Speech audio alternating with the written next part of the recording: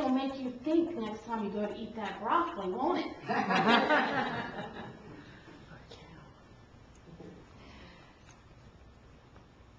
It wasn't just the burning of the leaf. And by the way, the more he did the experiment, the more the plant learned that he really wasn't going to burn the leaf. Mm-hmm. Because after a while, the plant stopped reacting to the match. It was a learning curve. So are plants sentient? Gosh darn yes. Mm-hmm. But they're not just sentient to a human's thought process. When Cleve Baxter went to go pour boiling water down his sink, the plant reacted. There was mold in the sink. The man never cleaned his sink. So the plant reacted to the combination of knowing he was going to kill this mold. The plant was aware of all of his environment. It seemed as though the plant had grown some kind of symbiosis to Cleve Baxter and the whole entire environment. So not just a little bit sentient, a lot of it sentient. So Cleve decided to jump on a plane and go to Russia. Let's see how far I have to be away from this plant to recognize what I'm thinking. Even in Russia, the distance from Russia to DC, even in Russia, that plant knew when he wanted to go get a match and burn it.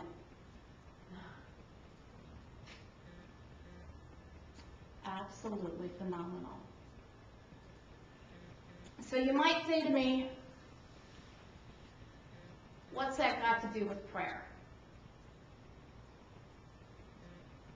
Well, I think it really proves to us that prayer is a very powerful thing, and that it can be used both positively and negatively, and not just by saying a very specific positive prayer, but those moments in time when we're driving down the street. But we'll get to that in a moment.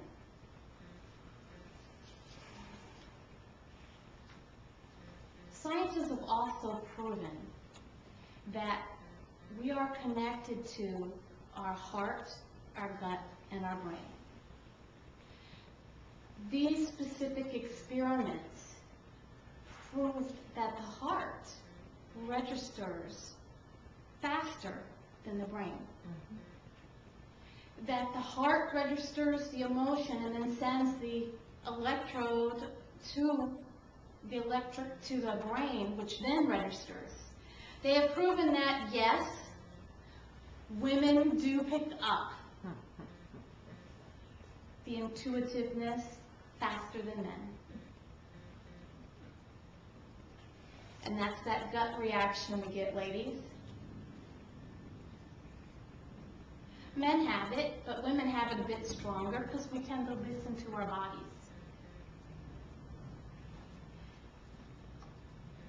They then did another experiment.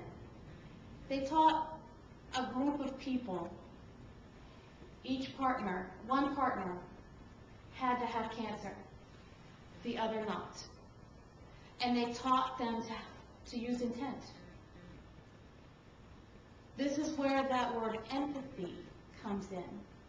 They taught them first how to meditate.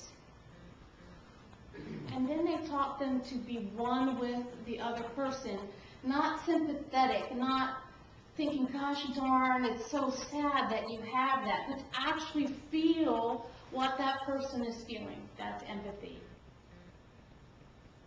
Don't be sorry for the person, feel what the person feels. Because in that way, you can send your intent more clearly. But you have to be able to quiet the mind. You have to be able to quiet your chatter or learn to let it just float by in order to use intent in the most strongest way. As they sat in rooms divided, one in a static-free room, and sent their thought process, we found that they picked up the intent before the person sent it.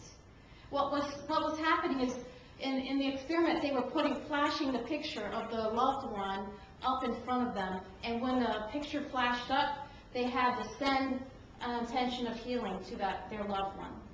But it was going milliseconds before the picture was flashing. That's how connected we are. That's how connected. So we're going to look at prayer. Prayer's been around for as long as humanity. It's ancient. Long ago, we used prayer and curses. We called them what it was, curses. You actually could go to a church and get a curse for somebody. You had to pay. But it was done. Now we just sort of do it all by ourselves. Look at road rage. All right, you're in the car, somebody cuts you off, you send them thoughts that, well, quite frankly, aren't quite loving. Get that your car is your finger. And that energy is sent from the car to the person in anger. And if it goes through their car to another one, it's going to attack or attach the person who was already afraid of driving. So you might have missed your mark, but the intent and the energy went out and will find a mark. It will find a mark. Whatever you think is created, and it's floating out there somewhere.